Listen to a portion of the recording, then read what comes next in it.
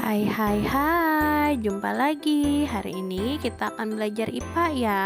Disimak ya materi hari ini. Bagaimana keadaan kalian? Sebelum memulai pelajaran, marilah kita berdoa menurut ajaran agama kita masing-masing. Berdoa dimulai. Berdoa selesai. Assalamualaikum warahmatullahi wabarakatuh.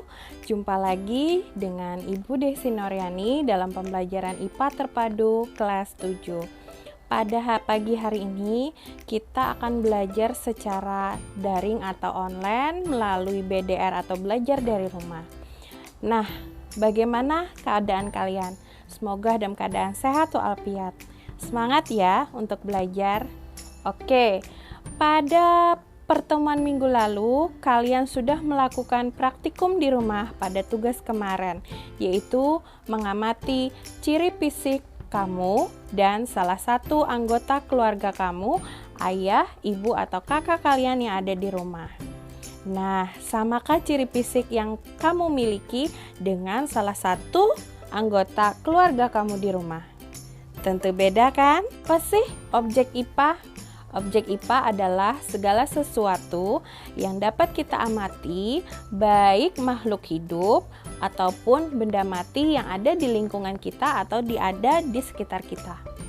Kemarin sudah kita bahas ada objek biotik dan objek abiotik.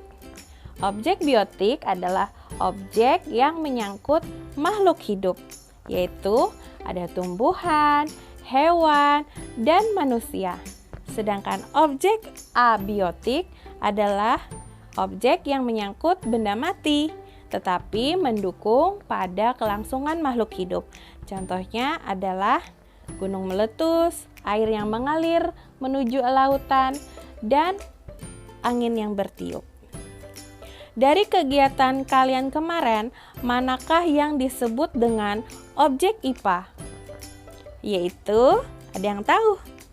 Yaitu adalah ciri fisik kalian dan salah satu anggota keluarga kalian. Kemudian jenis keterampilan apakah yang kalian lakukan? Ada yang tahu? Ya, benar sekali. Jenis keterampilan pengamatan atau mengamati. Pengamatan atau mengamati menggunakan alat indera yang kita miliki. Alat indera yang kita gunakan adalah indera penglihatan berupa mata. Sekarang kalian sudah paham tidak bahwa dalam mengamati objek IPA harus memiliki keterampilan, yaitu keterampilan proses IPA. Dibagi menjadi dua. Yang pertama adalah keterampilan proses sains dasar atau basic skill. Yang kedua adalah keterampilan proses sains terintegrasi. Mari kita bahas satu-satu ya. Pada keterampilan sains dasar atau basic skill terdiri dari 5 jenis keterampilan. Yang pertama adalah keterampilan mengamati. Yang kedua adalah keterampilan mengelompokkan atau mengklasifikasi. Yang ketiga adalah keterampilan memprediksi atau dugaan sementara. Yang keempat adalah keterampilan menyimpulkan atau membuat inferensi. Yang kelima adalah keterampilan mengkomunikasikan. Dalam keterampilan pengamatan atau mengamati merupakan kemampuan mengamati objek-objek dan fenomena alam menggunakan panca indera, termasuk melakukan pengukuran menggunakan alat ukur yang sesuai. Mari kita contohkan.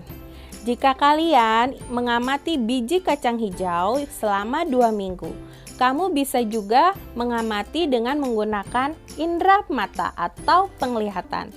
Tetapi kalian juga bisa mengukur tinggi kacang hijau dengan menggunakan alat yaitu berupa penggaris sebagai alat bantunya. Jenis keterampilan mengamati yang pertama adalah melihat. Dengan indera penglihatan, maka yang kita amati adalah bentuk, warna, dan kesesuaiannya. Yang kedua adalah mendengar. Nah, menggunakan indera pendengaran atau berupa telinga. Yang kita amati adalah berupa bunyi suara. Yang ketiga adalah mencicipi. Berarti kita menggunakan indera pengecap yaitu lidah. Objek yang kita amati adalah berupa rasa. Yang keempat adalah meraba. Jenis pengamatan dengan indera peraba atau dengan menggunakan kulit. Tekstur kasar, halus, dan dalam permukaan benda bisa kita amati. Yang kelima adalah indera penciuman atau pembau. Di sini adalah inderanya berupa hidung. Nah, di sini objek yang kita amati berupa bau sesuatu. Yang keenam adalah mengukur. Nah, mengukur di sini memerlukan alat bantu berupa penggaris, jangka sorong, atau alat berupa mikroskop. Keterampilan yang kedua adalah keterampilan mengelompok-ngelompokkan atau mengklasifikasikan, yaitu kemampuan mengelompokkan suatu objek dengan mengamati persamaan dan perbedaan ciri dari suatu objek, serta hubungan dengan antar objek. Yang ketiga adalah memprediksi atau membuat hipotesis atau dugaan sementara. Kemampuan membuat ramalan tentang segala sesuatu hal yang akan terjadi di waktu mendatang berdasarkan perkiraan pada hubungan antara fakta, konsep, dan prinsip-prinsip dasar IPA. Atau dengan kata lain, keterampilan memprediksi adalah menduga sementara. Keterampilan yang keempat adalah menyimpulkan atau membuat inferensi, adalah keterampilan untuk memutuskan keadaan suatu objek atau peristiwa berdasarkan fakta serta konsep dan prinsip yang diketahui. Biasanya berisi pernyataan logis yang dibuat berdasarkan fakta hasil pengamatan atau informasi yang tersedia. Dengan kata lain adalah membuat inferensi adalah menyimpulkan sementara berdasarkan data yang kita peroleh setelah kita amati. Keterampilan yang terakhir adalah dalam proses basic skill atau proses dalam IPA adalah mengkomunikasikan. Di sini adalah kemampuan untuk menyampaikan fakta serta konsep dan prinsip ilmu pengetahuan dalam bentuk visual. Bisa berupa audio visual, atau hanya visual saja atau audio saja.